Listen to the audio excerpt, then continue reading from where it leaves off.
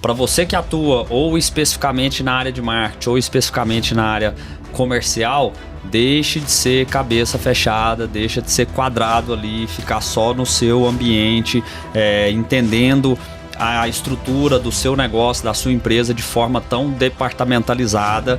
Começa a abrir a cabeça, porque existe uma diferença gigantesca, e aqui eu estou trazendo a visão de alguém que já vivenciou duas estruturas diferentes, já vivenciou trabalhar dentro de estrutura de marketing comercial de forma totalmente segregadas, tentando fazer essa sinergia, mas sempre com aquele negócio, mas é o marketing, não, mas é o comercial, é o marketing, é o comercial, e cada um puxando só para o seu lado.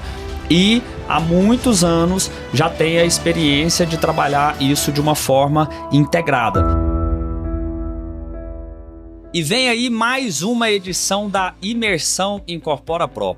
A Imersão Incorpora Pro, desenvolvida por mim, Caio Lobo e Danilo Palmerston, é voltada para você, incorporador, executivo ou gestor de alguma área no processo da incorporação imobiliária. Esta imersão, a gente passa por todas as etapas da incorporação imobiliária, desde a concepção e estruturação estratégica, modelos de negócio, estruturação das equipes, aquisição de terrenos, viabilidade, marketing comercial, experiência do cliente, estruturação de funding. Então a gente vai a fundo no processo imobiliário e traz práticas das grandes empresas para que você possa desenvolver os seus projetos, a sua empresa e a sua carreira. E não para por aí. A gente ainda tem na Imersão Incorpora Pro muito networking, onde você vai ter a oportunidade de se relacionar com profissionais de vários estados do país, onde todos vocês vão se desenvolver junto conosco, com o nosso apoio, nos seus projetos imobiliários. Então não perca essa oportunidade. Para você que quer desenvolver a sua carreira, a sua empresa, fazer muito networking. A gente tem também visitas técnicas que a gente faz nesse processo. Clica no link que está na descrição abaixo, saiba mais e faça a sua inscrição.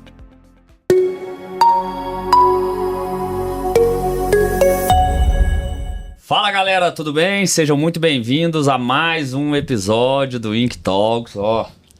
Chegamos ao nosso episódio número 40. O projeto tá super bacana, fazendo quase um ano. É uma jornada longa que a gente teve pela frente. E hoje é um episódio especial onde a gente traz aqui um conteúdo de uma forma diferente. A gente está trazendo uma série voltada para lançamentos imobiliários. Hoje eu estou aqui com a Giovana, nossa gerente de marketing lá na Dome. Depois ela já esteve aqui como convidada, falando sobre a parte de marketing, trazendo uma série de assuntos e conteúdos super interessantes aqui para nós. E ela vai estar aqui hoje comigo, onde a gente vai fazer um bate-papo falando sobre essa parte do lançamento imobiliário.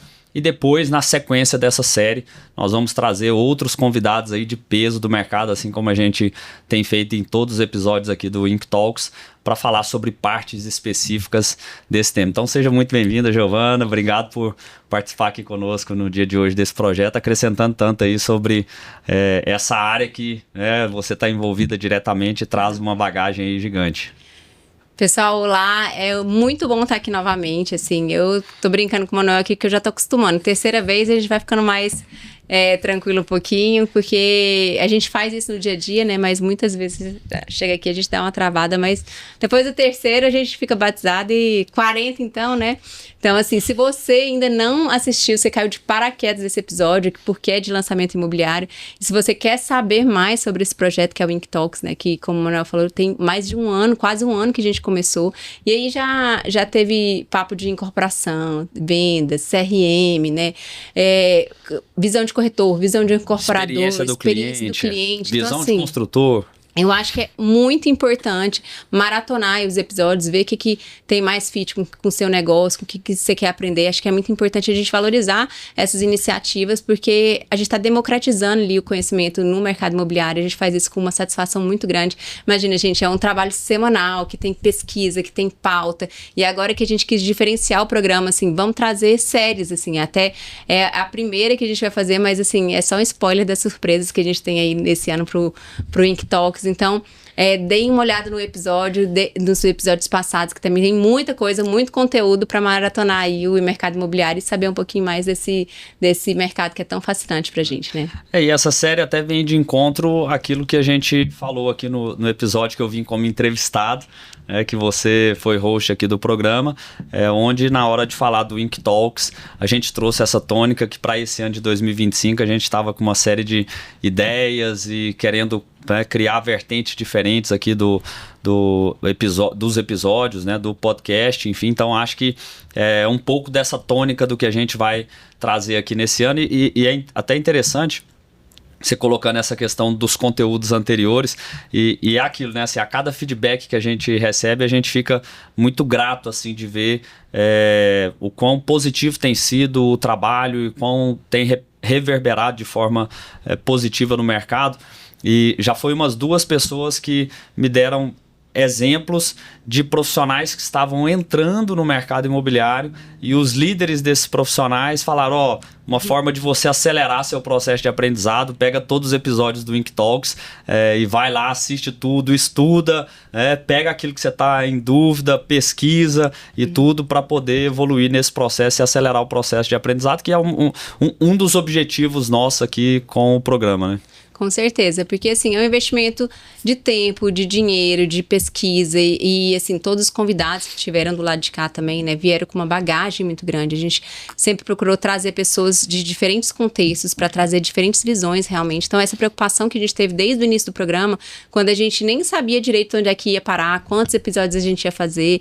Então, quando começou o Ink Talks, a gente pensou muito em democratizar essa informação e sem essa presunção de ser, uma referência ou isso, mas receber esses feedbacks é muito legal, porque dá ânimo pra gente conseguir ver que o objetivo está sendo alcançado, essas informações estão sendo passadas e as pessoas estão vendo isso como o conteúdo de qualidade, de relevância que é, assim, estar aqui toda semana, às vezes chegando de viagem ou indo para viagem.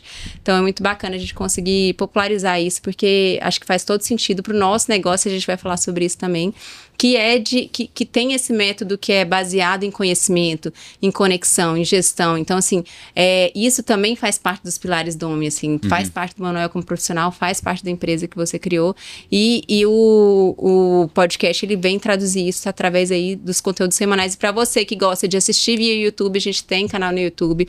Você prefere ver em modalidade cápsula, a gente tem o Ink Talks no Instagram também. E tem o podcast que dá para ouvir correndo, igual o Manuel.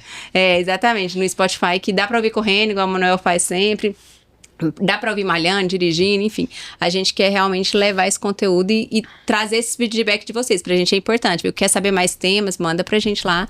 A gente sempre tá de olho nas nossas redes sociais. Isso aí. Bora lá, Gel. Vamos agora começar. Falando aqui do nosso tema, para quem de repente não nos acompanha ou não conhece tão bem assim o trabalho da Domi, o porquê que a gente traz esse tema de lançamentos imobiliários e tem dentro da empresa a expertise, a experiência para falar desse assunto. Um pouquinho antes de falar assim do nosso portfólio aí nesse menos de 1 ano e meio, né? Eu queria só lembrar de como é que a Domi tem um conceito muito importante que a gente falou aqui algumas vezes. Sim, boa. Dessa questão de trazer um marquesial para o negócio imobiliário, né? Então, assim, a importância da gente ver o marketing, ver o comercial como 2 ângulos importantes, mas que se conectam o tempo todo, porque isso traduz muito o nosso negócio, né? Então, quando a gente vai falar de lançamentos imobiliários, e a gente vai ficar aí um tempo fazendo esse bate-papo, como é que isso tudo gera um passo atrás de como é que essa conexão ela precisa existir. Então, o lançamento, ele só existe porque a gente tem essa sinergia muito grande na empresa, né? Que o marketing, a gente tem uma gestora de marketing, que sou eu, tem a Marta, que é gestora comercial, tem você, que fica nas 2 pontas, mas o tempo inteiro a gente precisa estar conversando com a equipe, com quem está no comercial, com quem está na coordenação de produto. Então, essa sinergia, ela é muito importante para que isso aconteça, porque senão a gente vira departamento separado, cada um faz o seu. Então, eu acho que traduzir isso de uma forma que a gente faz no dia a dia, sentando e conversando E não tem receita, gente, infelizmente. Assim, a gente aprende fazendo e faz e tem o nosso know-how no mercado imobiliário, mas tem que fazer, tem que apostar e ter essa conexão mesmo. Até um ponto, então, pegando esse gancho da Giovana, para você que atua ou especificamente na área de marketing ou especificamente na área comercial, deixe de ser cabeça fechada, deixa de ser quadrado ali, ficar só no seu ambiente, entendendo a estrutura do seu negócio, da sua empresa de forma tão departamentalizada. Começa a abrir a cabeça, porque existe uma diferença gigantesca, e aqui eu estou trazendo a visão de alguém que já vivenciou duas estruturas diferentes, já vivenciou trabalhar dentro de estrutura de marketing comercial de forma totalmente segregadas, tentando fazer essa sinergia, mas sempre com aquele negócio, mas é o marketing, não, mas é o comercial, é o marketing, é o comercial, e cada um puxando só para o seu lado. E há muitos anos já tem a experiência de trabalhar isso de uma forma integrada. E a gente, inclusive, dentro da Dome, até foi criação aí da Giovana, a gente criou esse conceito do marquecial, que é essa conexão, essa sinergia entre marketing e comercial, porque isso parece besta, parece muitas vezes meio óbvio, mas existe uma diferença gigantesca na prática e no dia a dia da gestão de um lançamento imobiliário quando você tem essas operações funcionando de forma diferente. Isso muda o jogo, viu, gente? Agora, falando especificamente de lançamento imobiliário, quem que é a Dome, né, nesse contexto? Giovana, eu já tinha feito alguns lançamentos imobiliários em uma empresa onde a gente se conheceu, inclusive, que hoje é a maior empresa do Centro-Oeste. Então, era uma estrutura, mas a Dome, especificamente, uma empresa jovem, né? Nesse escopo de trabalho, a gente tem 1 ano e meio. E se a gente for pensar nos últimos 15 meses, a gente fez 5 lançamentos imobiliários, assim, Manu. Você já parou para pensar?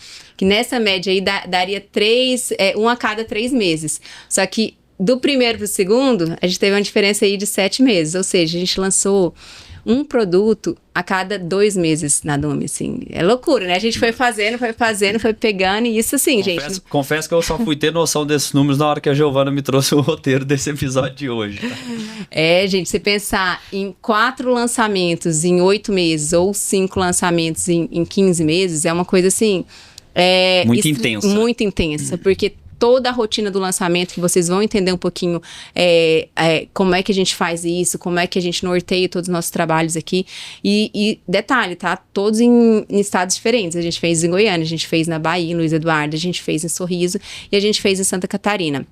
Então, assim, são curvas de aprendizado diferentes, são dinâmicas diferentes, cenários de mercado diferentes. Então, assim, tudo isso, a gente tinha um norte, tinha a cabeça de decisão voltada para a solução, mas a gente teve que fazer várias adaptabilidades ali no meio do tempo. Então, e a empresa também se estruturando e se desenvolvendo ao longo desse processo, né? Porque por mais que a empresa trouxesse aí inicialmente a minha bagagem, depois a sua e de todo o nosso time, mas em termos de estrutura empresarial, de como fazer as coisas, do processo, da forma de registrar isso, da própria prestação de contas aos nossos clientes, da forma de enxergar os relatórios de acompanhamento de resultado, tudo isso vem sendo construído com esse processo e com essa esteira que a gente teve aí nesses últimos meses, né?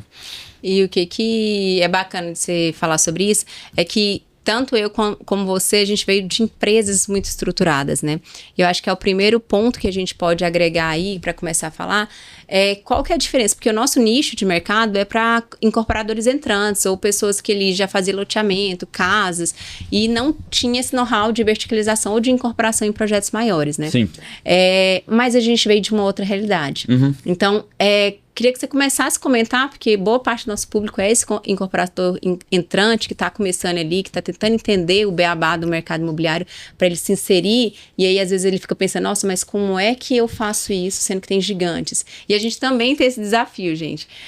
Conta para mim qual que é a sua percepção, assim, dessas diferentes estruturas, onde veio de uma empresa estruturada, com processo, com verbas definidas, e aí a gente passa a prestar serviço para clientes muito menores, sem processo na maior parte das vezes, sem verba definida em alguns casos.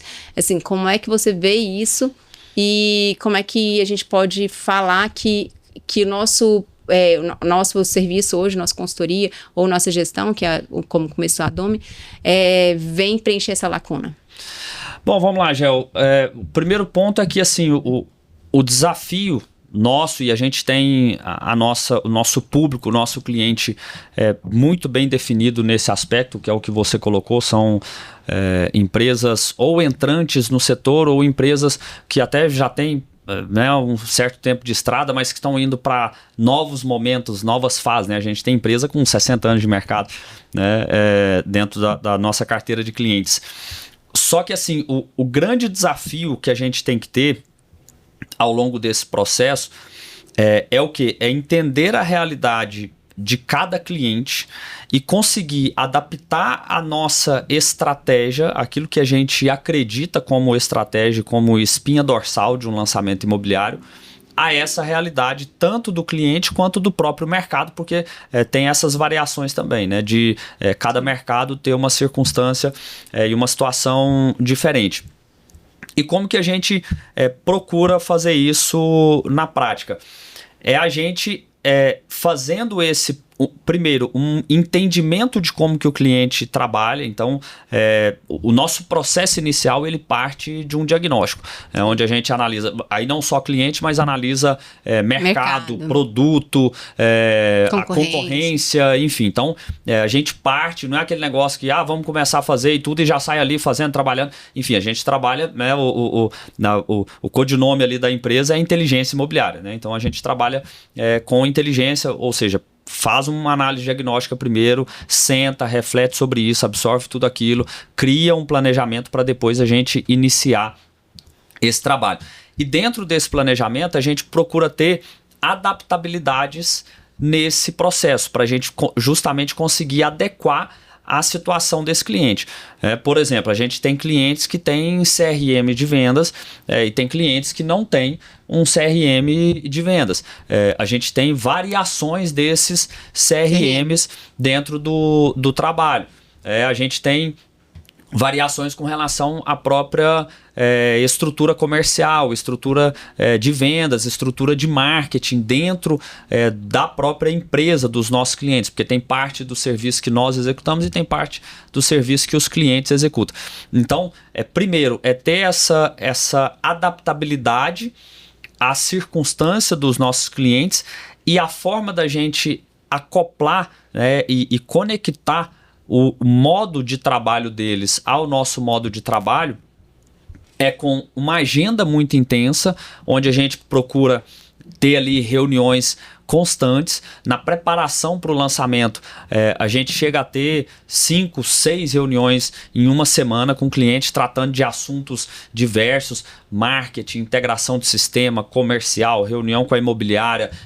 A gente vai, a gente vai no front da operação, vai nas imobiliárias, os clientes participam junto com a gente para estar conectado com todas as percepções que a gente está pegando do mercado nessas agendas que a gente faz.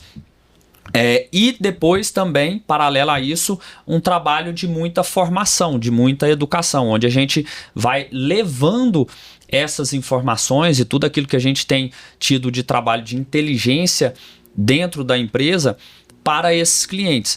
Se a gente cria lá um modelo de relatório e começa a metrificar esses dados e começa a ter parâmetros dessas métricas e desses indicadores que a gente está trabalhando ali, a gente tem uma referência para esses parâmetros. Geralmente é um benchmark do mercado, por exemplo. A gente vai levar para o cliente essas referências. Olha, de acordo com aquilo que se trabalha no mercado, a gente tem num funil de vendas um percentual de 1 a 3% de conversão em cima do volume de leads gerados nisso. Então é um trabalho que ele vai acoplado também a um processo de formação, de educação desses clientes para que eles estejam conectados ali ao nosso trabalho do dia a dia. E é até importante o que você está falando, que a gente começa com um diagnóstico muito bem feito, né? Então, a pergunta que vai fazer diferença. Então, às vezes, o cliente até espera que a gente tenha ali uma receitinha pronta. Nossa, vou contratar a Domi e vem um pacotinho aqui de soluções. A gente vai chegar falando. E geralmente eles assustam porque a gente vai perguntando. Vai pergunta de novo. Então, nosso modo de trabalhar tem muito essa questão do questionar, do entender, do ouvir. Só depois que a gente traz um diagnóstico para a mesa, discute com todo mundo e é um trabalho muito feito a 4 mãos. Né? E é até interessante isso aqui que você está trazendo, que assim, a gente teve, né, nosso último lançamento em Santa Catarina agora, lá em Governador Celso Ramos, até um abraço para a turma da Roberto Ferreira, né, e todo o time que atua lá, nossos coordenadores de produto, enfim. E a gente já tinha uma situação meio estabelecida lá, porque o trabalho já tinha sido iniciado lá por eles, o projeto já estava ancorado ali na cidade. E a gente foi para fazer esse trabalho diagnóstico. E a agenda foi justamente essa. Foram 3 dias em que eu fiquei lá imerso, fazendo reunião com várias imobiliárias, desde cedo até o final do dia. E eu só perguntava. E muitas vezes repetia a mesma pergunta para todas as imobiliárias, né? Tinha perguntas ali que eu ia repetindo o tempo inteiro. Isso, pegando as opiniões convergentes e as opiniões divergentes. E só nessa agenda de 3 dias, você vê, né? Poxa, você está falando de uma preparação para um lançamento imobiliário, o que são 3 dias de agenda? Nada. Dentro de todo o processo, né? Nós estamos falando aí de 3, 4 anos de trabalho só na fase de lançamento, fora o trabalho anterior, né? De produto e tudo. Então 3 dias não são nada. E a gente, durante esse período, na hora que terminou essa agenda, até o coordenador lá do produto, né, o Diego, comentou comigo, né, um abraço para ele, um abraço, Diego, comentou comigo e falou: Manuel, como que muda as nossas percepções ao ouvir o mercado? Que é um exercício que muitas vezes a empresa não faz, a empresa deixa de fazer. Então essa é uma primeira... uma primeira informação aí super relevante para quem vai trabalhar no mercado, que é ouvir, gente. Ouvir, você tem que pegar as percepções. O nosso negócio não tem ciência exata, não tem fórmula mágica, como você falou. Muitas vezes nos contratam com essa cabeça, né, de a Domi vai vir. E eu sempre deixo muito claro nas primeiras reuniões justamente isso. Fala, gente, nós não somos dono da verdade, nós não vamos ter fórmula mágica, nós não somos super-heróis para poder chegar aqui e resolver sozinhos o problema do produto. Isso aqui é um trabalho de soma. O projeto existe muito antes de nós, que foi, né, nos casos em que a gente não participa, desde a compra do terreno, desenvolvimento de produtos e tal. No geral, a gente pega os lançamentos já numa fase, né, muito próxima do lançamento. Então o projeto já existe muito antes de nós, e tudo isso aqui vai acontecer com muitas mãos. Nós somos mais uma delas, mas uma mão especializada, uma mão com experiência, que vai trazer todo esse know-how para o jogo, né? E assim, para quem atua diretamente com marketing, é a mesma tônica, tá, pessoal? Então, assim, do mesmo jeito que a gente ouve imobiliário, geralmente eu também estou nas reuniões de imobiliário, apesar de ser do marketing, mas a gente tem essa estrutura do marketing que a gente já explicou, mas também como é que eu defino o planejamento de ações? Eu vou pra praia, eu vou ouvir, vou tomar um café, tô perguntando qual que é o restaurante mais legal. Quando o produto é na praia, né? Exatamente, que ele falou de Santa Catarina, eu vou lá, vou entender qual que é o quiosque mais badalado, ou no caso de outras cidades, qual que é o restaurante que faz sentido, qual que é a academia que faz sentido. Então, pra gente propor ações mais pé no chão, que conversem mais com a realidade da cidade, a gente também tem que ouvir tanto o mercado quanto pessoas da cidade mesmo. Conhece alguém de lá? Até às vezes a gente faz muito isso, aciona pessoas que são de outro ciclo de relacionamento, ou parente, ou amigo de amigo que mora na cidade, a gente troca ideia até para falar com pessoas fora do mercado imobiliário, que também é uma outra percepção que a gente gosta de ter também e que é importante, assim, a gente faz benchmark, a gente ouve mercado e a gente tenta pegar percepções de pessoas de fora do mercado para definir as ações e a estratégia que a gente vai adotar, né? Muito importante falar também. Isso. E vamos lá, assim, pra gente, dentro de tudo isso que a gente está falando, né, eu acho que é importante a gente trazer aqui pro pessoal a estrutura de como que a gente trabalha esse processo de lançamentos. Isso, de novo, não existe regra, né, no mercado. Tem empresas que trabalham, né, de forma diferente, cada empresa tem um modelo de trabalho. mas a gente traz, tanto dentro das práticas da Domi, quanto dentro daquilo que a gente vê de boas práticas no mercado, sim, de outras empresas, uma estrutura que é dividida em 4 etapas do lançamento. Nós estamos falando de uma primeira etapa que é a etapa teaser, uma segunda etapa que é de pré-lançamento, uma terceira etapa que é a etapa de lançamento e depois a fase de sustentação. Fala um pouco sobre a fase teaser, Gel, assim, o que vem a ser essa fase, como que a gente concebe ela, como que a gente estrutura isso no processo? Teaser é aquela pimentinha, né? A gente só atiça a curiosidade. Então, se a gente for pensar, a gente trazendo na prática, o que a gente falaria numa fase teaser? E é bom falar que não são todos os produtos que vão passar por todas as fases. Reforçar isso. Meu produto tá 2 meses do lançamento. Eu não fiz teaser, e agora? Vai ser um desastre? Não necessariamente. A gente já lança o produto sem teaser. Mas o que você vai falar na prática no teaser?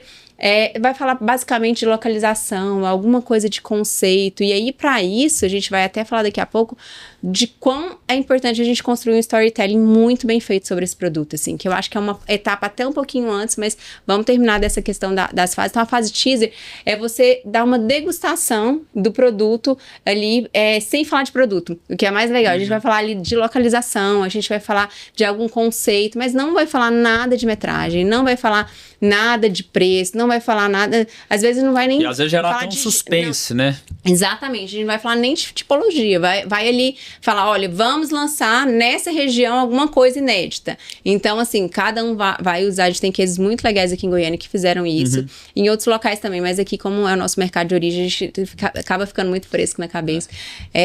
Mas... E principalmente se você... Como é que você usa o teaser? Agora, só falando na parte prática. Quando você precisa defender uma região nova ou criar um conceito novo para uma região que não era tão valorizada. Isso aqui aconteceu muito no Jardim América, aqui em Goiânia, né? Sim. Então, para ancorar. Então, quando você precisa defender uma região antes de você trazer o produto, ou quando você quer trazer um suspense ali para uma região que há muito tempo não tem um lançamento, aí você quer gerar aquela coisa que... Então, quando você tem tempo, né? Principalmente, gente. Se você tem pouco tempo, precisa lançar antes por diversos pontos, desde lançamento ou de outros lançamentos, até quando vai vir outras coisas no mercado que você precisa lançar antes. Então, você tem que entender melhor a etapa do seu produto. Então, o teaser eu falaria que é esse ponto, assim, que você gera essa curiosidade, defende a região, fala do conceito do produto, mas você não entra em produto especificadamente, assim. Até trazendo um exemplo prático pro pessoal. Lá em São Paulo, no interior, em Campinas, uma vez a gente foi lançar um projeto lá e era o empreendimento no Parque Taquaral, era o primeiro empreendimento nosso da época, na época lá da IBM, no interior de São Paulo, lá em Campinas, e ele fica próximo ali do Parque Taquaral. Que é um parque super conhecido da cidade, enfim. Como que a gente veio com essa campanha teaser? A gente veio com uma comunicação, eu amo o Taquaral. E nessa comunicação a gente não colocou mais nada. Foi só essa comunicação fazendo ação no próprio parque, em outras regiões, campanha, enfim, folders... E tudo para gerar esse posicionamento e essa curiosidade. Depois a gente criou, dentro da estratégia lá, uma conexão dessa fase com as demais fases do produto, né? Fazendo uma defesa do bairro, da região, do próprio valor do parque e fazendo todo esse trabalho sequencial. E já que você puxou o trabalho sequencial, aí fala pra gente da segunda fase, que é a fase de pré-lançamento, que aí quase todos os produtos entram nela. Mas o que você pode falar dessa fase aí para quem está começando agora no mercado? Boa. Vamos lá. A fase de pré-lançamento, o próprio nome, né, já traz aí o conceito, que é antes do lançamento, a preparação para o lançamento. A gente... assim, o pontapé inicial ali é próximo do meeting, vamos colocar assim, que é o evento onde a gente apresenta o produto para os corretores. Aí, de novo, não existe regra, então a gente pode começar isso um pouco antes do meeting, fazendo algumas ações, enfim, já startando esse processo, ou começa do meeting para frente, e é onde a gente vai colocar mais informações com relação ao produto. Então caracteriza de fato a localização, caracteriza o projeto, as informações ali de planta, de área comum, enfim, traz todas essas informações com relação ao produto, só que a gente segura algumas informações chaves para a fase do lançamento. O que você não falaria, por exemplo? O que a gente não falaria como informação-chave? Preço dessas unidades.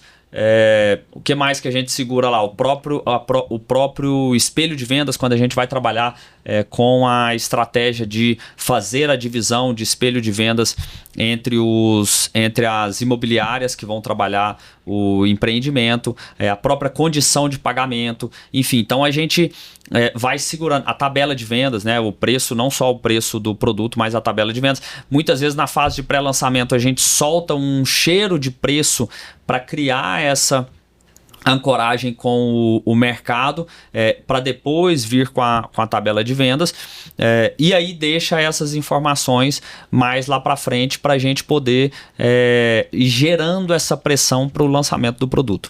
E na parte de comunicação, gente, o que não pode faltar no pré-lançamento, por exemplo? A gente já tem que entregar ali o cheiro do produto, tanto em relação à tipologia, muito importante, porque é a coisa que os corretores mais vão perguntar. Então, assim, eu vou trabalhar que produto, assim, é um 2 quartos? É um 3 suítes? Então, tipologia tem que ter na sua comunicação, tem que ter a localização muito bem clara.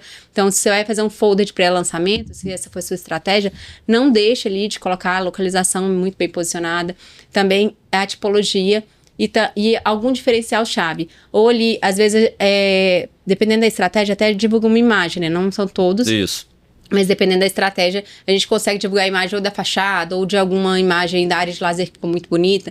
Então, assim, escolha bem o que você vai divulgar, mas tenha já ciência que a história que você vai contar, a narrativa que você vai contar, ela precisa ter essa cadência, mas ela precisa ter informação, senão o corretor não consegue trabalhar, né? A gente tá ali, geralmente, há 40 dias, 60 dias, em alguns casos, do lançamento, ele precisa de informações para conseguir represar o produto. Então, tem gente que também esconde demais, também não faz sentido. E a gente chega no tão sonhado lançamento. Isso. O que é importante, só conectando com esse ponto que você trouxe das informações, isso é uma questão, depois a gente vai abordar isso um pouco melhor, mas é ter essa sensibilidade. Sim. Do soltar a informação, não dar informação demais, mas também não deixar o time sem informação ao ponto de não dar conta de trabalhar. E você tem que também ir sentindo como que o mercado consegue trabalhar, porque a gente vive realidades diferentes. Por exemplo, quando a gente fala aqui do mercado de Goiânia ou mercado de São Paulo, nós estamos falando de mercados que já estão habituados a essa estratégia. Dinâmica do lançamento. Essa dinâmica do lançamento, essa dinâmica de trabalhar sem informação e ir gerando essa pressão no cliente de vem aí, logo mais, você vai receber em primeira mão, saber usar isso ao seu favor. Os times de vendas já sabem usar isso a favor deles. Mercados menores não, né? Mercados menores, muitas em mercados menos maduros, vamos colocar assim. Eles acabam muitas vezes não tendo essa forma de trabalho e o entendimento dessa estratégia. Então é algo que a gente também tem, de novo, um exercício educacional, só que não dá para ser assim, vamos pegar da forma com que a gente trabalha em Goiânia e implantar em outros mercados. Né? Da mesma forma que as pessoas que estão aí nos acompanhando, que de repente, mas aqui na minha cidade o mercado não é assim, você vai ter que adaptar. Você vai ter que pegar ali e é a mesma coisa o seguinte, você tem uma receita para fazer um determinado bolo, mas você vai numa região do país, você tem um ingrediente com uma característica. Você vai em outra região do país, você tem um ingrediente com uma característica diferente. Então você vai ter que criar adaptações para fazer esse bolo, que vão ser bolos, a mesma receita, o mesmo bolo, o mesmo nome de bolo, mas com características e perfis diferentes para serem feitos. É o que a gente tenta fazer nessa adaptação aí do processo. Mas enfim, chegando aqui na etapa do lançamento, é a etapa de fato de colocar o produto no mercado. Onde a gente... É a hora da verdade. É a hora da verdade, onde a gente é muito defensor do dia D, a gente é muito defensor de gerar essa pressão para o dia D nos projetos que a gente trabalha, onde a gente cria toda uma estratégia. Muitas vezes é até algo difícil, você comentou sobre a questão dos clientes, muitas vezes a gente tem que administrar isso muito com os clientes. Com certeza. Essa ansiedade de, mas aí chega um cliente, o cliente que eu digo, os incorporadores, que são nossos clientes na Domi. E de repente chega um cliente que é o cliente final ali, o comprador, mas ele quer comprar e eu não vou vender para ele, quando a gente está ali no pré-lançamento, próximo do lançamento, é isso mesmo. Ele vai querer comprar e você não vai vender, e o ideal é que você não venda, para gerar a pressão. Só que fica naquela, mas isso não faz muito sentido, né? Então é algo que tem que conhecer a estratégia na prática para entender qual que é a essência dela. Eu brinco que a gente quase todo cliente sofre de TPL, a gente sofre também, a gente viu que é tensão pré-lançamento, gente. Tem aquela coisa, a gente trabalhou direitinho, a gente fez toda a estratégia, a gente vai passar por algumas delas aqui, tanto meeting quanto o dia D, que o Manuel já comentou, mas assim, essa ansiedade ela é completamente normal, principalmente porque a gente pegou 3 clientes que eram primeiros lançamentos dele em verticalização nesse ano, né? Então, eles estavam muito ansiosos, assim, um veio da área de loteamento, outro veio da área de casas, que pegava, construía, vendia uma casa. Como é que você vende lá 50 apartamentos? Então, é natural, então, se você estiver por aí passando por esse processo, é natural, nossa, o cliente querendo comprar, mas eu não vou vender. Mas aí você quer vender uma unidade ou você vai querer vender um volume ali de 30%, 40%, 50%, 60% que a gente já chegou em lançamentos, assim, de 75% no caso do Play. Então, às vezes a gente vai ter que abrir mão da ansiedade por uma unidade pra gente pensar no todo, que é essa estratégia mesmo da pressão, né? Que é gerar desejo, gerar escassez, que é tudo isso que a gente vai explicar aqui. E além de gestores de lançamento, a gente acaba sendo terapeuta nesse processo. Né? Tem que ser. Mas enfim, aí o lançamento a gente defende muito ali a estratégia do dia D, que é o dia da abertura de vendas, porque a gente leva toda essa estratégia de teaser, de pré-lançamento como formas de gerar pressão para o lançamento. Para quem nunca trabalhou, nunca acompanhou isso no segmento imobiliário, pode olhar para outros segmentos, aquilo que acontece, segmento da tecnologia, o iPhone vai lá lançar um novo modelo de iPhone, e eles criam toda uma estratégia para que tem uma fila ali de clientes querendo pegar as primeiras unidades. E olha que o iPhone, a primeira unidade para milésima é o mesmo aparelho, né? Enquanto a única diferença é a questão temporal. Eu tive acesso primeiro. Agora, no empreendimento imobiliário não é o mesmo produto. Eu sempre falo muito isso, assim, se você vende 200 apartamentos, você vende 200 produtos diferentes. Exatamente. Se você vende 200 casas, você vende 200 produtos diferentes. A mesma coisa para lote. Então, assim, a gente não vende o mesmo produto em nenhum empreendimento imobiliário. Perfeito. Porque todas as unidades, elas têm uma variação, elas têm uma diferença, seja de andar, seja de prumada, nascente, poente, característica de planta, enfim. Então, tudo isso diferencia muito o produto. Por isso que dentro do segmento imobiliário, para mim, faz mais sentido ainda essa estratégia de lançamento e de pressão para o lançamento do que em outros segmentos que a gente vê isso funcionar tão bem, porque é uma questão não só temporal, eu cheguei primeiro, mas é uma questão de precificação, né? Assim, o projeto dando certo, indo tudo bem, que a gente vê isso acontecer muito no mercado, que é o natural. Lançou o empreendimento, dali para frente você tem valorização nesse projeto imobiliário. A aquisição no dia do lançamento é a aquisição mais barata que existe, é o preço mais barato que se paga em uma unidade daquele empreendimento específico. É o dia mais fácil para o incorporador vender. Então, tem toda essa dinâmica. E o cliente tem o benefício de poder escolher as melhores unidades. Então, dessa situação, dessa circunstância que a gente vai fazendo uso dessa estratégia para o lançamento. Só que o lançamento ele não se interrompe só no dia D. Ele tem uma sequência de trabalho. Geralmente ali, no mínimo 2 meses depois do dia D, depois do lançamento, a gente tem muita pressão de trabalho, muita conversão de vendas, mas geralmente muitas vezes isso se estende por 3 meses, dependendo do mercado vai se estender por 4, 6 meses. Mas no geral ali você vai de 2 a 6, 2 a 4 meses, o período em que a gente consegue trabalhar o produto, dando para o mercado essa tônica de aproveite o lançamento, opções de lançamento, oportunidade de lançamento e criar esse conceito dentro do empreendimento. Na parte de marketing eu não posso deixar de falar, no período de lançamento é onde está concentrada uma boa parte da verba de marketing. Eu falo de estar concentrada porque tem uma estratégia para isso também, para a gente também não gastar todo o investimento do empreendimento de uma vez. Mas assim, é ali que é o que a gente chama de bala de canhão, que é onde a gente vai colocar mídia na rua, tanto online quanto offline, vai desenhar estratégia digital bem aberta, a gente ainda não está funilando, porque a gente não sabe exatamente para quais pessoas a gente vai estar falando. É o período que a gente faz mais evento. Então, assim, a verba de marketing, ela tem que estar muito bem distribuída para a gente ter essa força de venda maior no lançamento, porque quanto melhor a gente sai de vendas nesse período aí de 2 a 4 meses do lançamento de produto, mais fácil a gente trabalhar a última etapa, que é a sustentação, que a gente vai falar agora. Isso. Já quando a gente entra na etapa de sustentação, diferente do que você trouxe aqui da bala de canhão, né, daquele tiro onde a gente procura colocar uma intensidade muito grande num curto espaço de tempo para poder gerar volume, ter volume de vendas, volume de resultado, de visita, de ações, de marketing.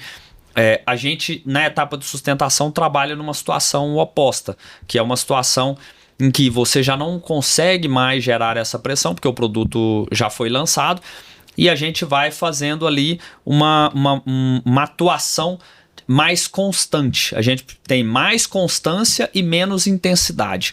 Essa é a tônica da sustentação, ou seja, não adianta querer ter bala de prata para resolver os problemas. Agora eu preciso melhorar as minhas vendas, ou eu preciso continuar com um ritmo de vendas aqui de trabalho. Qual que é a ação que eu faço? Se você está buscando a ação, você está buscando errado. Porque você precisa buscar as ações. Sim. Você precisa buscar várias coisas que você tem que fazer e inclusive testar, porque Sim. nem tudo vai dar certo. Por mais que a gente tenha experiência, já tenha lançado vários empreendimentos, a gente vai fazendo testes e testes e testes. Isso aqui deu certo, a gente intensifica. Isso aqui não deu certo, a gente ou redimensiona ou paralisa. E vai fazendo isso de forma muito constante, mas é aquela rotina, constância e menos intensidade. Fazendo ações menores ali e buscando. É onde a gente começa a contar mais as vendas de forma individual, sabendo das negociações de forma mais individualizada, das tratativas de forma mais individualizada, muitas vezes sabendo até o nome do cliente que está ali tratando uma negociação, enquanto que no lançamento é um olhar mais para funil número mesmo e como que a gente consegue gerenciar o resultado disso num volume maior. E o que é bacana, assim, a gente ter essa estratégia tão definida, né? Que a maior parte dos lançamentos, as incorporadoras grandes, elas vivem de lançamento em lançamento. Assim, é muito comum que elas lancem mais de um produto por ano. E não é o caso dos nossos clientes focos, assim, eles Sim. vão lançar um produto por ano, um produto a cada 1 ano e meio. Então, com esse trabalho que a gente faz, a gente consegue não zerar vendas. Então, por exemplo, na maior parte dos nossos produtos, é muito difícil a gente não ter venda durante o mês, que é uma coisa que acontece muito, Sim. porque a equipe de vendas desfoca, vai para outro. Como a gente tem essa estratégia muito bem desenhada dentro da Domi, a gente consegue cadenciar para conseguir manter ali 3, 4, 5, 6 vendas por unidade em produtos que estão lá 8 meses lançado, 7 meses lançado, que pro mercado não é comum, mas justamente por causa desse planejamento e não deixar faltar, porque geralmente nessa etapa lá com 7, 8, 10 meses do produto, a incorporadora já está focada no próximo lançamento. Então, o time comercial, toda a estrutura comercial está focada no lançamento. Focado no lançamento. E para quem é incorporador menor, para ele é importante ter essa cadência de vendas entrando e conseguindo ir vendendo. Então, esse período de sustentação, ele vai reforçar a importância do planejamento e principalmente da distribuição de verba, que é algo que a gente leva muito a sério e precisa ser levado, gente. Assim, verba é uma coisa que não dá pra gente brincar, não dá pra investir tudo no lançamento, depois pensar como é que faz. Eu já vi verba esgotar em 6 meses do lançamento do produto, né? Então, a gente já viveu isso. E aí, assim, esse ponto que você tá colocando, eu acho que dita muito também a tônica da própria Domi, onde a gente discute muito isso lá internamente, que a gente não quer ser uma empresa só lançadora. Sim. A gente quer ter sucesso no lançamento, fazer lançamentos bem feitos, mas a gente quer ser uma empresa e faz isso no dia a dia para ser uma empresa de resultados nessa etapa de sustentação, porque a gente sabe que muitas vezes o resultado do negócio está aqui nessa etapa. Se você lança um produto e na hora da entrega do empreendimento ou no último 1 ano antes da entrega do empreendimento, você está ali com 20, 25% das vendas para serem feitas ainda no empreendimento, nós estamos falando que o seu resultado, o seu lucro está nessas vendas. Se isso não for bem gerido, bem gerenciado e entregue resultado, e você que tiver que partir só para a ação de queimar preço para vender, que é o que o mercado naturalmente vai pressionar. Essa é uma tônica, é uma dinâmica, né? Se você vai conversar com as imobiliárias, que é o trabalho que a gente faz, nós falamos muito aqui sobre isso. A gente faz esse trabalho diagnóstico não só na etapa pré-lançamento, mas ao longo de todo o processo a gente conversa muito com o mercado, escuta muito o mercado, ouve muito o mercado, mas não necessariamente vai fazer aquilo que o mercado está nos direcionando. Quando você vai para essa etapa, no geral, o direcionamento do mercado queima preço, queima preço, queima preço. Se você usa só dessa estratégia, que é o que eu falei, não existe uma estratégia única, não existe uma ação individualizada, porque se você vai para ela, você corre o risco de não ser assertivo. E além disso, se essa estratégia é essa de queimar preço, você corre o risco de queimar o resultado do seu empreendimento. E queimar o lucro mesmo, né? Assim, queimar o lucro do seu empreendimento ali para poder conseguir fazer essas vendas finais. Então a gente tem uma preocupação muito grande dentro da Domi de trabalhar bem essa etapa de sustentação para que os empreendimentos não parem de vender ao longo do processo. A gente vê isso no resultado dos nossos negócios. E aí, assim, isso não é só na venda, né? No próprio número de visitas a gente consegue metrificar isso, né? Onde, no geral, aqui em Goiânia, por exemplo, exemplo de empreendimento que a gente tem aqui de cliente nosso, o próprio mercado, os corretores, as imobiliárias ficam espantados. Nossa, mas vocês têm um volume de visitas muito grande aqui no empreendimento. Porque esse trabalho ele não para, esse foco ele não para, né? E assim, importante ressaltar que é uma etapa muito importante, porque às vezes a gente lançou lá 60% do empreendimento e vendeu, né, no lançamento, e os 40%, né? Então tem que realmente ficar de olho nisso. Então, só para fixar, a gente falou aí uns 20 minutos disso, a gente tem a etapa lá de teaser, a gente tem a etapa de pré-lançamento e a gente tem a etapa de lançamento e sustentação. Então, se fosse metrificar isso em tempo, eu falaria ali que teaser, se a pessoa for fazer, se estiver na estratégia de lançar, a gente falaria ali de 4 a 5 meses antes do lançamento do produto, um pré-lançamento bem feito de 40 a 60 dias e o dia D, a sustentação. O lançamento a gente considera ali de 2 a 4 meses e a sustentação até terminar as vendas do produto. É isso. Tá? Só para resumir.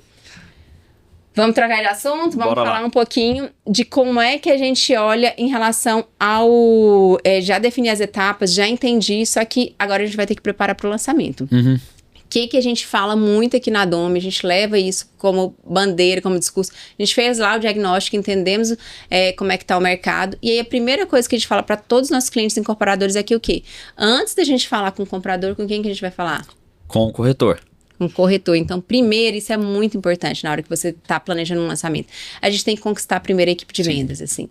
Então, eu queria que você falasse um pouquinho disso, da percepção que você já teve, assim, tanto nesses mercados que a gente já passou, quanto na sua experiência em Goiânia, em São Paulo, de como é que essa chavinha sua virou de que, assim, quem compra o primeiro produto é o corretor, e o corretor só vende o que ele acredita, né? Sim. Gel, assim, eu acho que isso primeiro veio de experiência na prática mesmo, de entender que esse era o caminho, né? Assim, na própria escola que eu tive ao longo dos lançamentos que eu participei, eu via muito essa tônica, um próprio perfil meu de ter bom relacionamento e ter, né, boa convivência ali com o time de vendas, de gostar desse dia a dia com os corretores e de entender que eles são peças-chaves para o negócio. E que isso é uma grande verdade. Se o corretor não compra, ele não vende. E para ele comprar, a gente tem que... É muito importante que a gente os enxergue como clientes. Sim. Agora, o ponto principal que eu trago nessa tônica é assim, o que é isso na prática? Porque isso a gente até vê muita gente falar. Discurso tem muita gente, né? O corretor é o meu primeiro cliente, enfim. Na prática, isso eu sempre bato muito na tecla que é exercer isso de forma verdadeira, isso ser verdade, que é o quê? Você ter uma real atenção ao trabalho do corretor, você apoiar esse processo de trabalho do corretor, você estar junto dele nessa jornada. A gente auxilia corretor em negociação, senta na mesa, auxilia no trabalho em todas as dúvidas que ele tem. Tem dúvidas que a gente mesmo esclarece, tem dúvidas que pessoas do nosso time vão esclarecer, como o sistema, acessos. A gente busca dar ferramentas para que eles exerçam da melhor forma o seu trabalho. Por exemplo, na própria etapa de marketing, onde a gente cria lá todo um material de trabalho para eles, seja em ações offline, seja em ações digitais, ações online, onde dentro desse digital a gente procura facilitar a vida desse corretor, entregando ali constantemente, periodicamente, cards para que ele divulgue relacionado ao empreendimento e colocando até a copy, né, de qual que é o script que ele vai colocar ali no anúncio, para ele poder fazer um trabalho mais bem feito.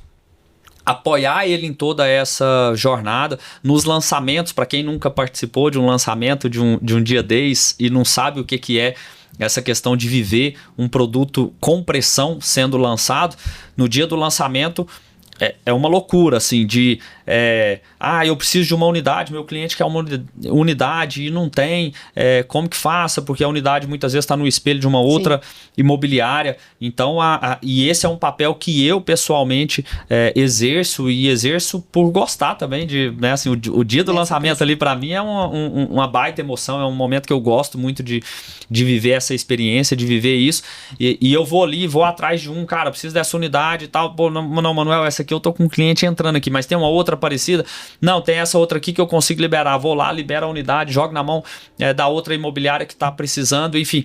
E por que eu falo sobre a questão de ser verdadeiro nesse processo? Até trazendo um exemplo aqui. Um dos lançamentos que a gente fez no ano passado, estava nessa loucura, essa pressão no dia D, e eu estava fazendo ali a gestão do espelho de vendas do empreendimento, porque a gente estava tendo alguns conflitos ali no espelho na hora do lançamento, então eu falei, gente, deixa que eu assumo isso aqui para a gente não ter problema nessa gestão do espelho, e administrando isso entre as imobiliárias, uma baita pressão no dia do lançamento. O que eu mais ouvi dos corretores, eu fiquei dentro de uma sala e os corretores vinham até mim para poder pedir e analisar a disponibilidade de unidades dentro desse espelho. O que eu mais ouvi de corretor Manuel, desculpa te incomodar, mas eu preciso olhar contigo essa disponibilidade. Manuel, desculpa te incomodar. E aí aquilo ali me chamou a atenção. E eu fui conversar com os corretores depois, na hora que a poeira já tinha abaixado, a gente já tinha feito lá um volume grande de vendas, foi sucesso de vendas o lançamento do produto. Eu fui conversar com os corretores e falar, cara, mas assim, eu ouvi muito, desculpa, você na hora que foi sentar lá me pediu desculpa. Por que isso? Porque no mercado tem muita gente que não dá essa liberdade, não dá essa atenção, e eles sentem incomodando isso. E qual que era a minha resposta quando eles vinham me pedir desculpa? Eu falava, cara, sabe quando você tem que me pedir desculpa? E eles, não. Eu falava, quando você não tiver venda. Se você não estiver vendendo, você vem falar, cara, desculpa, eu trabalhei seu produto, mas não vendi. Agora, você está me trazendo uma venda. Você está querendo saber se eu consigo organizar a melhor unidade para esse cliente que você quer vender para ele. Você está vendendo o meu produto, o produto que eu estou fazendo a gestão. Qual que é o sentido de você me pedir desculpa na hora de vir conversar comigo sobre um processo de vendas? Mas isso é a tônica que eles encontram em outras situações, enfim, não é coisa que eu vivencio, mas foi um exemplo daquilo que eu vi. Então, por isso que eu falo muito assim, não adianta só discurso, você tem que entregar isso de forma verdadeira, tem que ser genuíno nesse processo, e de fato entender que o corretor é ponto-chave para isso. A gente até fala lá dentro da hora que a gente está ali no próprio meeting, a gente fala isso, na hora que a gente está relacionando com os corretores, é que os nossos clientes DOME são eles. Como a gente é gestor de marketing, gestor comercial do empreendimento, e a gente tem de um lado o incorporador, que vai ter o elo direto ali com o cliente final, com o comprador final, o nosso cliente no processo são os corretores. Sim. Então a gente trabalha em prol deles e faz tudo para que eles consigam exercer o trabalho deles da melhor forma. Até falando de meeting, a gente cuida muito da experiência do corretor Sim. também, né? Então, assim, do mesmo jeito que a gente planeja um lançamento, um dia D, o cardápio, a experiência que vai gerar, a gente faz todo esse exercício também para pensar no meeting, como é que a gente gera essa experiência para o corretor. Então, assim, tem essa etapa de postura do profissional, mas também tem a etapa dessa preocupação com a experiência desde o começo. E outra coisa que a gente faz constantemente é treinamento, assim, a gente sabe que o corretor muitas vezes tem tanta coisa na cabeça, principalmente aqui mercados mais maduros, com lançamentos, ano passado, né, a gente teve na casa de 50 lançamentos em Goiânia. Então, se a gente for pensar, é muito produto, é muita coisa, é muita disputa. Então, se realmente não olhar para ele com esse olhar diferente, é um profissional que é muito assediado hoje em dia. Então, a gente precisa que ele tenha esse elo de confiança com a gente, que a gente fala que é esse elo entre o incorporador ali, o corretor e o cliente final. E a gente traz isso para o nosso dia a dia através dessas atitudes mesmo e da preocupação com a experiência. E até, assim, eu gosto muito de trazer exemplos práticos para o pessoal entender, né, assim, como que é isso na prática. Um outro exemplo, né, a gente teve situação em projeto onde a gente ia ter um treinamento para o time de vendas, para os corretores, né? Você estava lá comigo presente, inclusive, e na hora que a gente chegou, o stand de vendas não estava organizado para o treinamento. As coisas não estavam lá no lugar, a comida ainda não estava organizada, que a gente tinha preparado um coffee lá para os clientes e tudo. E a gente já chegou e falamos, né? Chamamos o coordenador e falamos, gente, precisamos organizar isso aqui rápido para deixar tudo pronto para o treinamento dos corretores. Muito nessa tônica de falar como que nós vamos falar para os corretores que eles são nossos primeiros clientes se a gente... Se eu recebo ele com stand sujo, com uma recebe comida ele com stand mal cuidado, mais ou menos, comida desorganizada, enfim, então... Isso é ser verdadeiro. Sim. Se eu vou fazer um treinamento para os corretores, eu tenho que respeitá-lo assim como eu respeitaria e vou respeitar os clientes, com horário, com a qualidade daquilo que eu entrego, a qualidade do conteúdo que eu vou levar para eles. Então, tudo isso a gente se preocupa nos mínimos detalhes. E aí, você falando dessa questão da relação com o corretor, quando o incorporador vai falar ali, vai planejar um empreendimento imobiliário, a gente já tem ali... já deu algumas pinceladas, mas a gente comentou sobre storytelling também, né? De como é que é importante a gente criar essa narrativa do produto. Porque não tem jeito, gente. Mercado imobiliário não é sobre vender tijolo, sabe? É sobre vender histórias. A gente precisa ter essa conexão com o cliente, a gente precisa ter essa conexão com o corretor, a gente precisa que isso... Que a gente consiga realmente trazer para as pessoas algo que é diferente, porque o mesmo tijolo que eu tenho aqui tem ali, claro que tem diferença de produtos, a gente sabe disso, mas tem muito produto que é parecido, então o que faz às vezes na mesma rua, assim, a gente viveu isso ano passado, em lançamentos em regiões muito próximas, tipologia muito próximas, o que faz o cliente comprar o meu produto? Se eu tenho pouca diferenciação de produto em si, assim, aí entra muito na narrativa que a gente gosta muito, que a gente se aproxima muito da conexão e que aprofunda muito nessas histórias, porque a gente acredita que história é o que vende, né? Sim, com certeza. E é o que a gente busca fazer, né? Assim, é lógico, a criação de um storytelling, ela é sempre um desafio. Sim. Que a gente tem no processo. E, de novo, quando a gente faz o exercício de um trabalho diagnóstico mais bem feito e a gente escuta, lógico, nós estamos escutando as imobiliárias e os corretores e não o potencial cliente final, só que eles são quem tem a maior condição de nos dar elementos para isso, porque é quem está em contato direto com esses clientes. Então a gente busca, dentro disso e de várias outras ações que a gente faz, uma pesquisa de mercado, a gente pode testar certos direcionamentos de narrativa para entender se essa narrativa ela vai estar vinculada à localização necessariamente ou se ela vai estar vinculada mais ao próprio produto e ao diferencial do produto. Então essa é a forma que a gente faz para poder construir essa narrativa. Primeiro, um trabalho diagnóstico bem feito para poder pegar o maior número de elementos do mercado, de entendimento da visão com relação àquele projeto que está sendo proposto, entender disso se fizer uma pesquisa de mercado, soma-se isso à pesquisa de mercado e faz a leitura disso, de quais são os principais diferenciais desse empreendimento, porque também não adianta você criar uma narrativa em cima de um discurso que você não entrega. Então você precisa ser algo que você vai entregar no produto, que o seu produto atenda essa necessidade e conectar isso com aquilo que importa para o cliente e se conecta com a história dele. Então, para isso, obviamente, você tem que ter essa persona também muito bem definida para criar esse match entre o seu storytelling e a história desse cliente, como que ele vai se conectar a tudo isso, né? Eu falaria até personas no plural, porque às vezes a gente vai descobrindo ali no meio do caminho. A gente teve um exemplo e vai ajustando a narrativa, né? A gente teve um exemplo muito bacana, assim, aqui em Goiânia.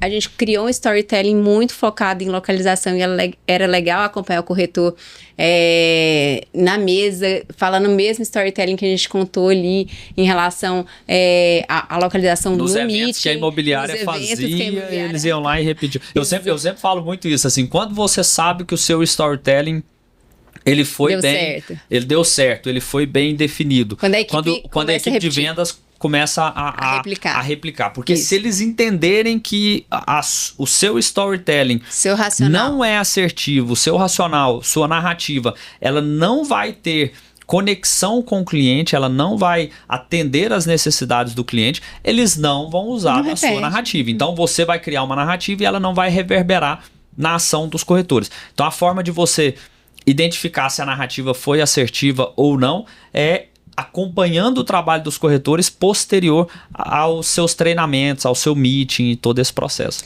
E storytelling, gente, não é contar a história da carrochinha, não, viu? Tem que ter fundamento, tem que ter base no produto, tem que ter base racional, porque senão fica contação de história, e não é isso que a gente está fazendo, assim.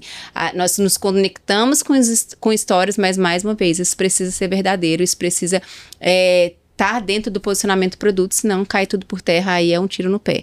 E aí a gente vai até trazer aqui um exemplo muito interessante lá que aconteceu em Goiânia. A gente começou com essa narrativa ali de localização e identificou, tinha pesquisa de mercado, que 60% dos clientes que comprariam naquele empreendimento tinha um pet, né? Tinha cachorro, gato.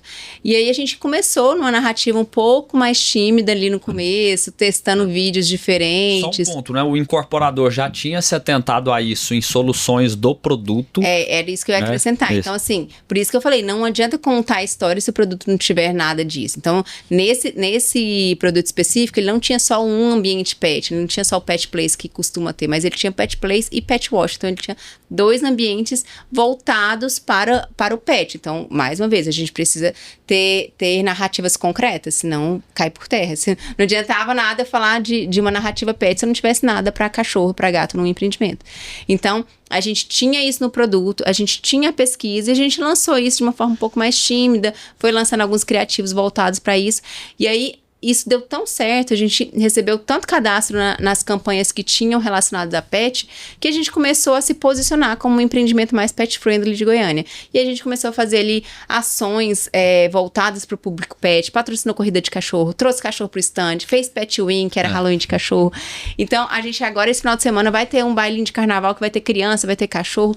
Então, assim, nós temos realmente... Criamos cartilha para os futuros moradores, né? Guia, não só para os futuros moradores, mas ali, né? Exatamente, para todo mundo que tem pet, que quer saber um pouquinho mais do que faz com pet na região. Então tem um guia ali para onde que você pode ir com o seu cachorro, onde é que tem um pet shop, onde é que tem um veterinário. Então a gente... E não só isso, né? Porque assim, colocar às vezes um guia, um pet shop, um veterinário, você coloca no próprio folder ali do produto, mas é esse ambiente pet mesmo, assim.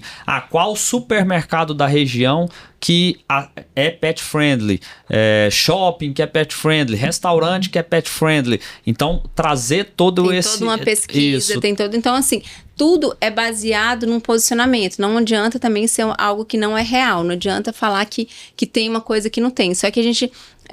entra mais uma vez o teste, o querer inovar e assim, às vezes a gente vai ter que fazer algo diferente. A gente fez um vídeo de cachorro em primeira pessoa apresentando um empreendimento.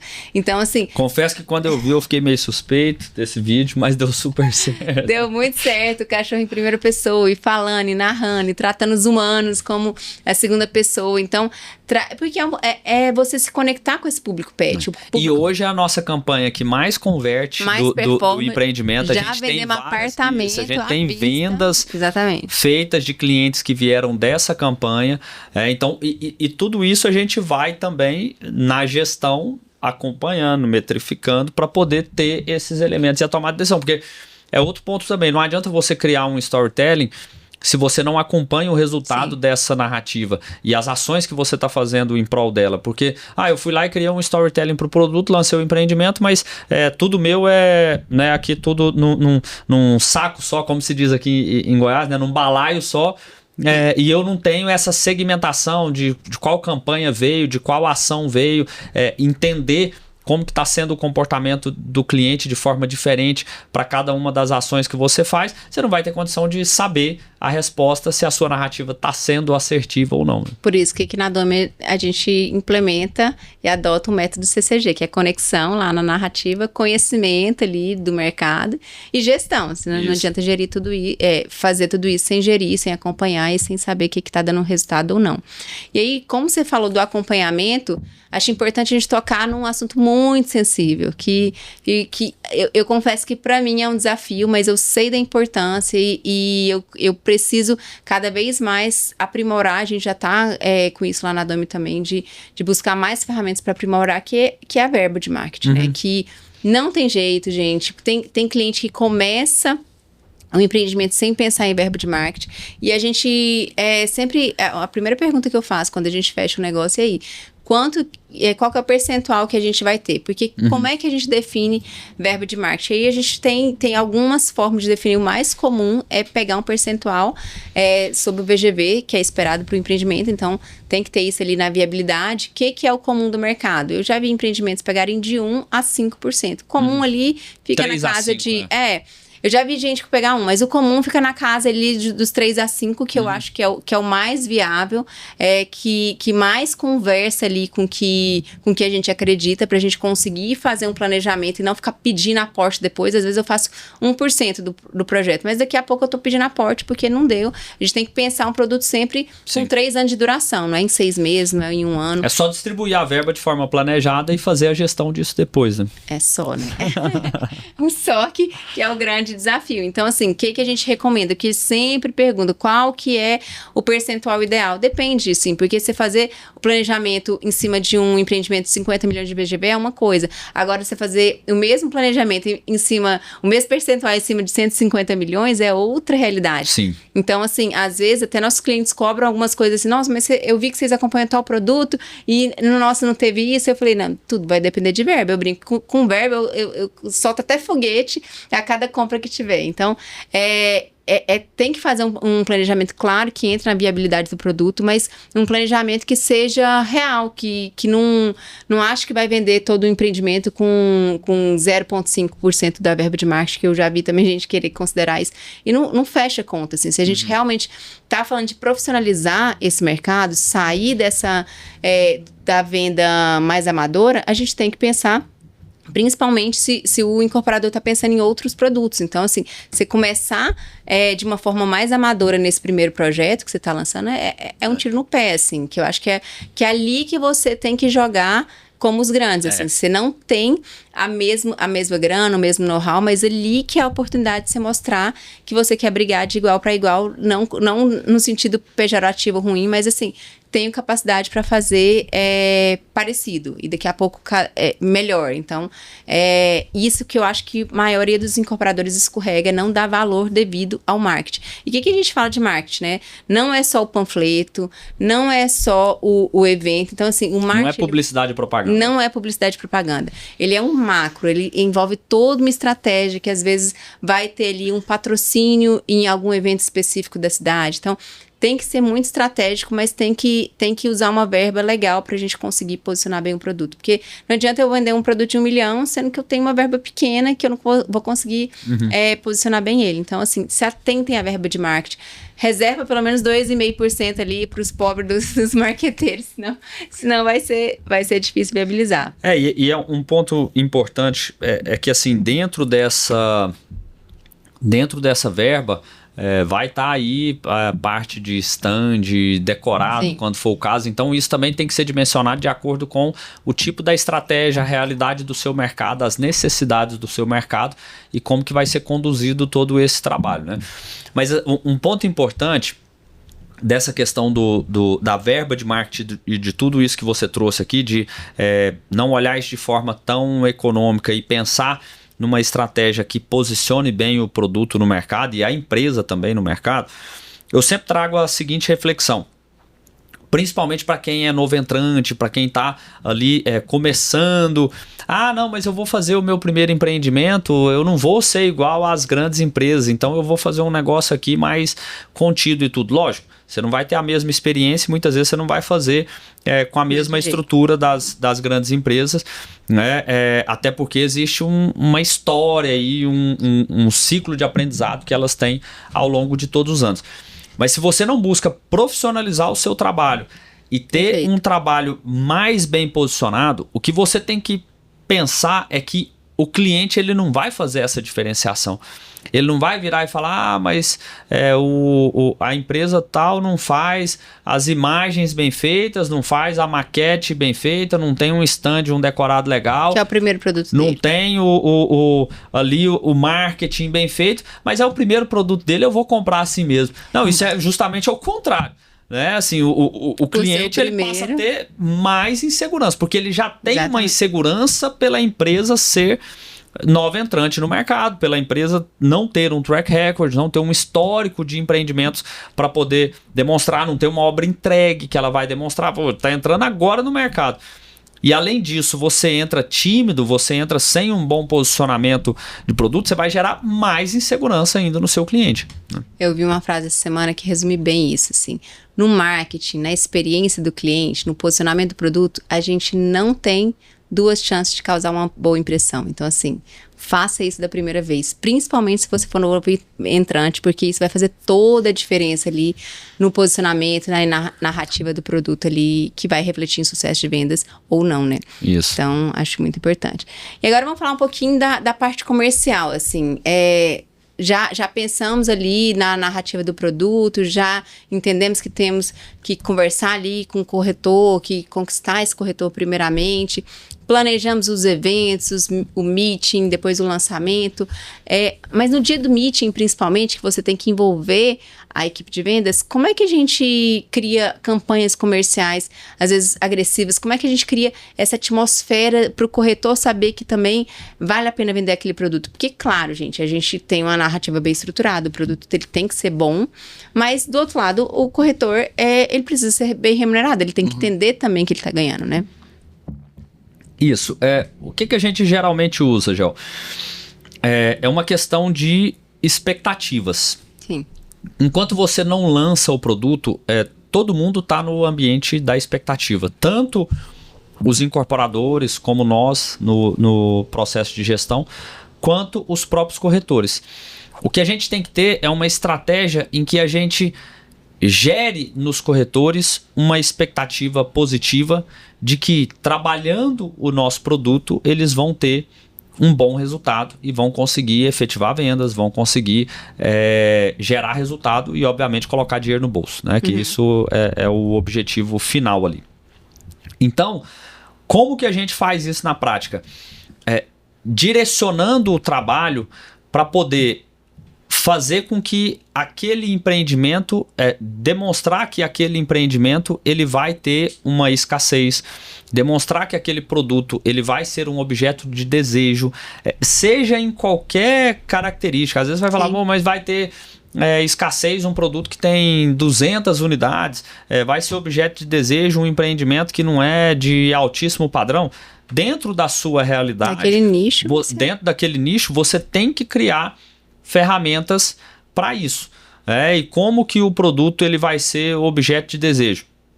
Você criando desde da conexão com o storytelling, com a narrativa, até toda a estratégia de gestão comercial, você criando formas do pessoal entender que o cliente vai querer comprar aquele empreendimento. Seja por uma diferenciação. Aí é lógico, você tem que ter uma leitura muito clara de qual que é a identidade do seu produto. Isso está conectado com a narrativa.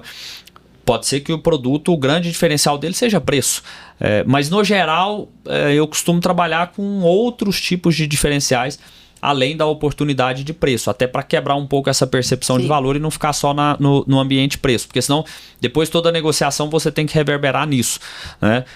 Então assim, qual que é o diferencial desse empreendimento? Se na localização, você está numa localização promissora e tudo, você levar estudo, análises e informações para poder deixar claro para os clientes de que aquela região ela é promissora.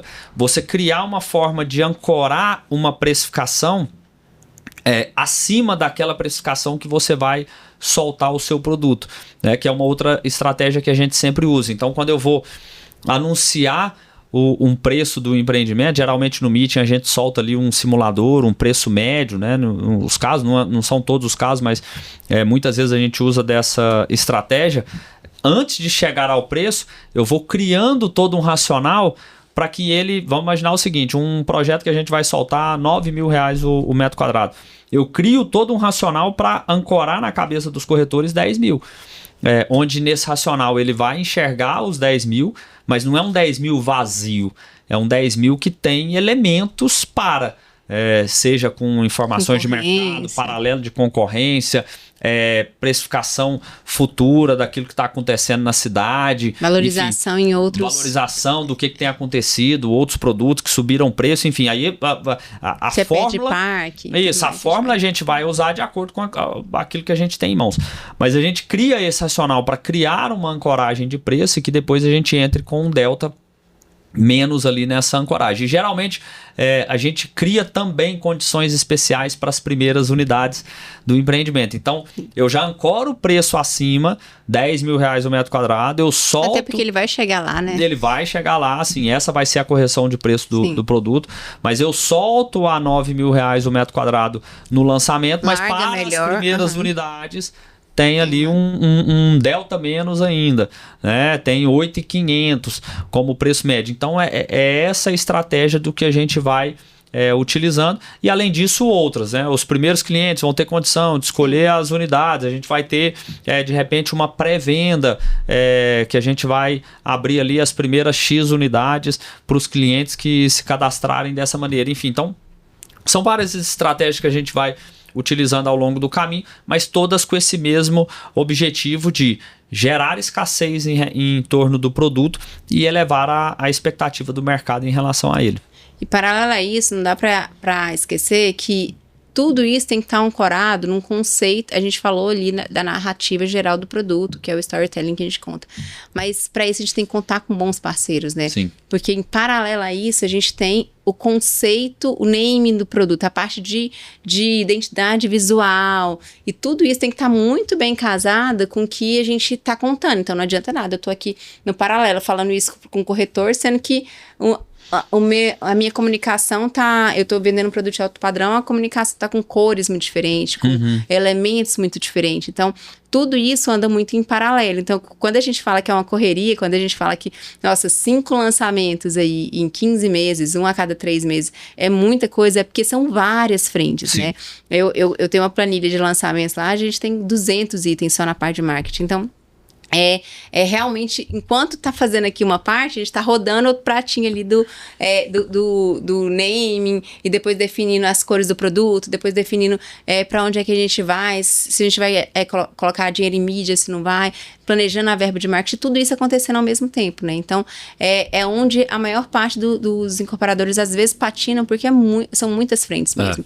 E aí, às vezes, não sabe para onde olhar. Então, por isso que, assim, além da gestão, agora a gente começou também o trabalho de consultoria, justamente justamente para a gente conseguir, às vezes, dar esse norte às vezes a gente não vai conseguir abraçar o Brasil inteiro, né? A gente não tem jeito. A gente, humanamente possível, a gente tá crescendo a equipe, tá se estruturando, mas assim, não dá para ter 15 lançamentos num ano só, porque hoje, atualmente, a gente está se estruturando na parte de gestão. Então, a consultoria, ela vem justamente para abraçar esse norteamento aí para o incorporador que quer entender um pouquinho mais para onde é que ele olha.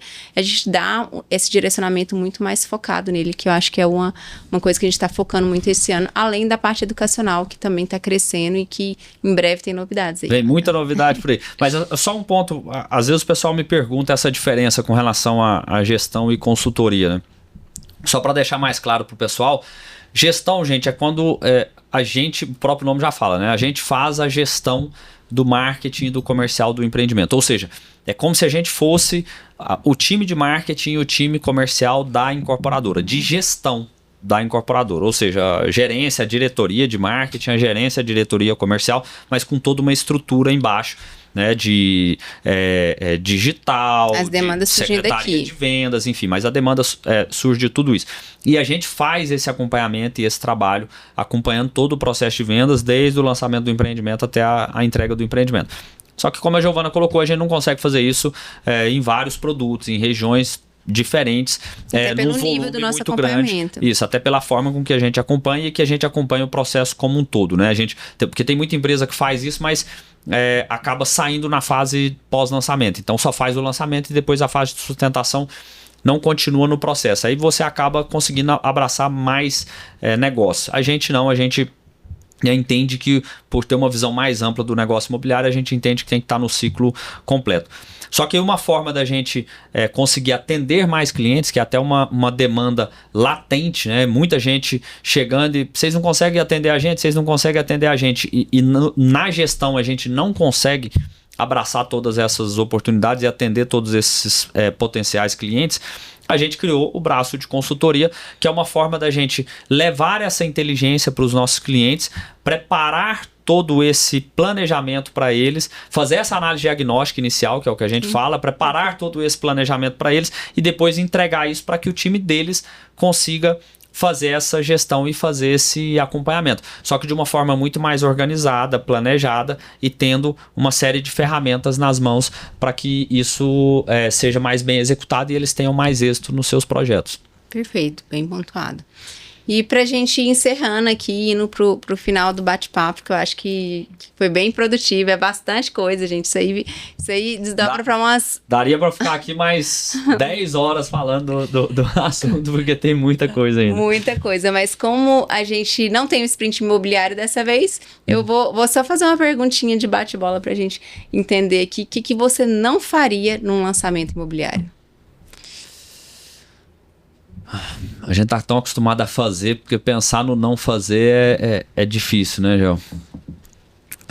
Vamos lá, o que eu não faria num lançamento imobiliário? Eu posso começar. Não começaria um produto sem planejar verba. Isso.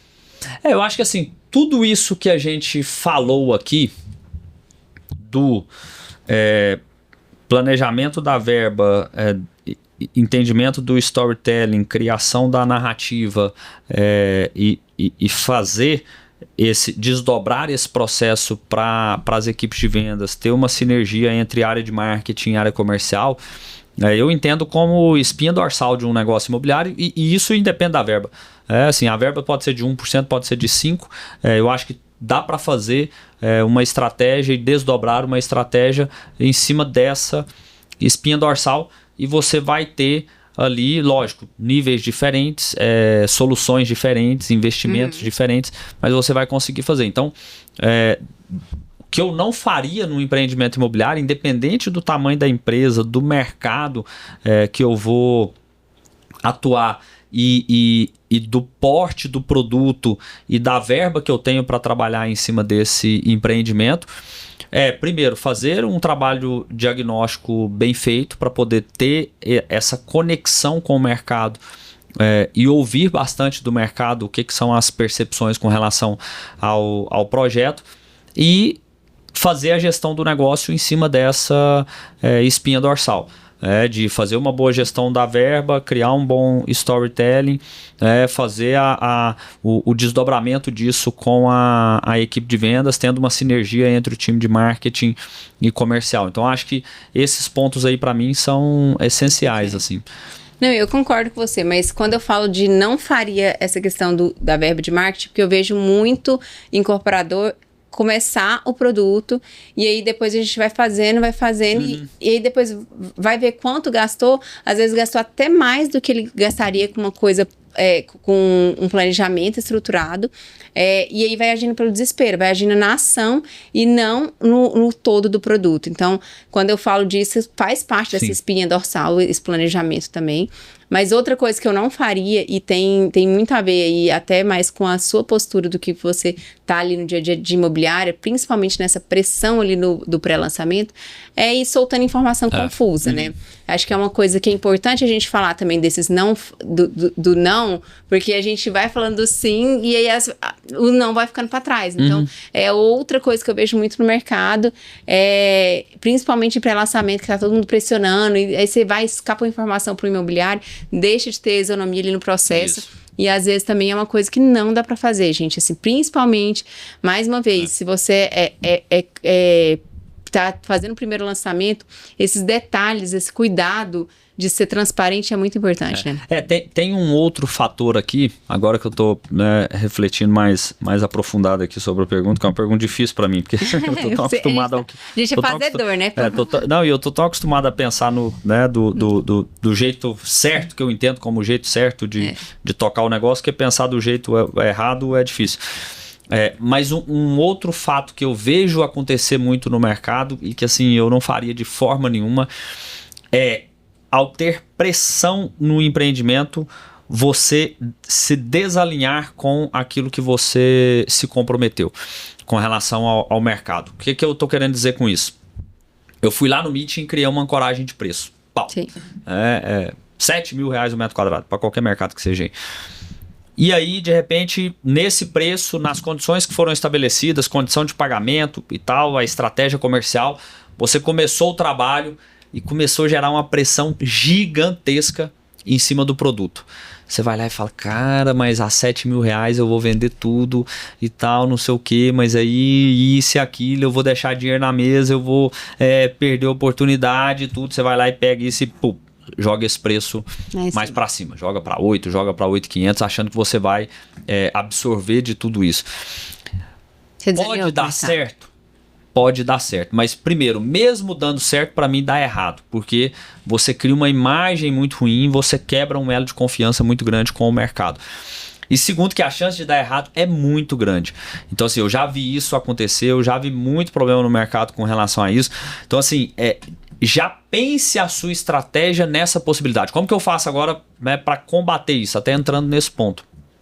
Eu já penso a estratégia para essa possibilidade. Então, qual que é um dos pontos? Eu vou ter condição especial e tais coisas para X primeiras unidades. Depois, essa X eu posso até aumentar ela se eu tiver uma pressão muito grande e entender com o incorporador que faz sentido. Eu vou aqui, se era para 20% do empreendimento, eu vou jogar isso aqui para 30% do empreendimento, mas vou colocar essas vendas para dentro porque a gente está com pressão. Posso jogar até para 40%, mas isso fica na minha mão a gestão. Mas em momento algum eu me descredibilizei com o mercado e eu descumpri uma promessa que eu fiz para eles. Então, um dos pontos para mim é você não descumprir com os combinados que você faz, porque assim, o mercado é grande, ele é pulverizado, é difícil de você controlar as informações, é difícil de você controlar as percepções e os comportamentos dos times de vendas em relação ao seu produto, ao seu trabalho, à sua gestão e à sua estratégia. Uma forma que eu faço para não ter esse tipo de situação eu já me preparo antes, me comprometo, mas com aquilo que eu me comprometi, eu vou lá e cumpro para não ter essa quebra de confiança. Então, no mercado imobiliário, anota aí, gente. É sempre melhor surpreender do que decepcionar. Com certeza, com certeza. Isso é um ponto importante. Verdade. É isso, né? O bate-papo foi bom. Quer levantar alguma bola que eu não mapeei, que acho que é importante? A gente passou por Assim, gente, esse aí aqui, mais uma vez, uma degustação do que a gente faz. A gente tá falando ali de meses de trabalho, de um planejamento muito estruturado, do diagnóstico. Isso aí a gente nem tá entrando na parte de produto, assim.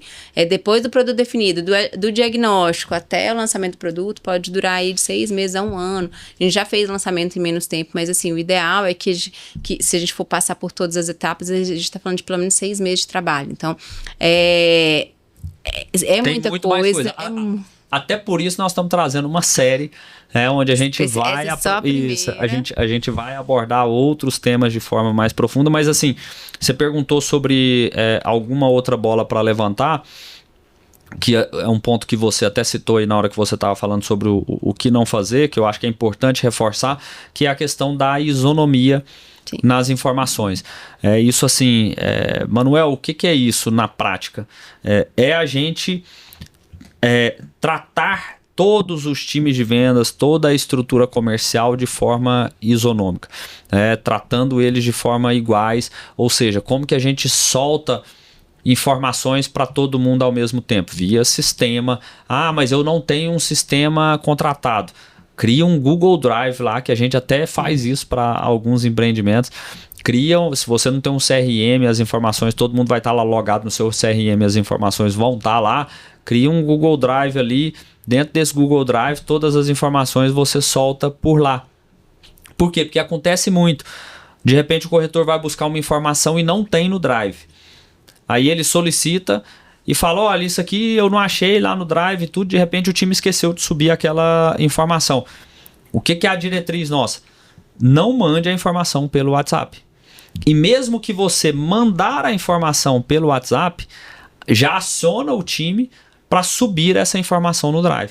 Porque o que não pode acontecer é um corretor ou uma imobiliária estar trabalhando com uma informação do seu produto que as demais imobiliárias ou os demais corretores não têm acesso a ela.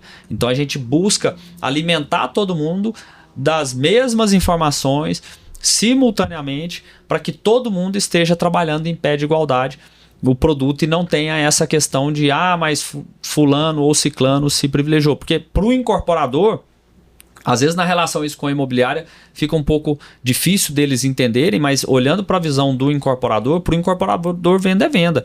Independente se a venda veio da imobiliária A, B, C ou D, ele precisa da venda e a venda ela tem que acontecer. Então por isso que a gente procura sempre trabalhar dessa maneira. E que é importantíssimo, porque às vezes, principalmente em mercados como o de Goiânia, São Paulo, que tem essa figura das imobiliárias lançadoras, e às vezes uma imobiliária de mercado não tem tanto espaço. Hoje a gente já trabalha até com uma figura de um coordenador para essas imobiliárias de mercado, e às vezes vai vir ali 3, 4 vendas de uma imobiliária menor, que às vezes você não deu uma atenção tão plena, e às vezes uma lançadora vai te decepcionar, como já aconteceu aqui também. Então, assim, essa isonomia ela é muito importante, porque a gente não sabe de onde é que vai vir a venda, a gente não sabe a carteira de relacionamento que cada um tem. E quem vai de fato performar, né? Nem sempre quem está trabalhando, quem está envolvido no seu projeto, quem está há mais tempo no projeto, performa. Já acontece várias vezes essa situação que você colocou aí, né? Verdade. E é isso, aguardem os próximos capítulos, vão ter mais 3, nessa série a gente tem mais 3 bate-papos aí com gente muito legal, não vou dar spoiler ainda, falando sobre o mercado imobiliário, mas especialmente focado em lançamento, para você que quer lançar seu produto esse ano e que ainda não sabe como fazer. Então a gente vai trazer gente de peso aqui, né? Muito legal. É isso, gente. Então vale muito a pena acompanhar. Quer deixar suas redes sociais? Giovana Argenta, para quem não acompanha ainda, da Domi, todo mundo já sabe, Domi.inteligência, e do Inktalks também. Vou deixar também tudo aqui embaixo, pedir para deixar na descrição. Mas é sempre uma satisfação bater papo com vocês. E em breve a gente está aqui de novo, né? Isso. Para quem não me acompanha aí nas redes sociais, é Manuel_Bruno, do Inktalks, como a Giovana falou, ink.talks. Então, para você que nos acompanhou nesse episódio, espero que você tenha curtido, gostado desse conteúdo. Curta aí, isso é importante para a gente. Curta, compartilhe, porque isso ajuda com que o conteúdo chegue a mais pessoas, mais profissionais do nosso mercado. A ideia nossa é atingir o máximo de pessoas possíveis para que a gente possa auxiliar nesse processo de profissionalização do mercado imobiliário brasileiro. Compartilhe com as pessoas que você acha que sejam importantes de acompanhar esse episódio, algum amigo que de repente está ali para fazer um lançamento, comentou contigo que está com um projeto para lançar esse ano e está nesse momento de angústia, de qual caminho seguir, enfim, de repente aqui de todo esse bate-papo surge aí 1, 2, 3 insights para que ele aplique no seu negócio. Essa é a ideia, esse é o propósito do que a gente traz aqui. E também comente, né? Coloque aí os seus comentários daquilo que você achou, isso é sempre muito importante para nós. Um forte abraço e até a próxima.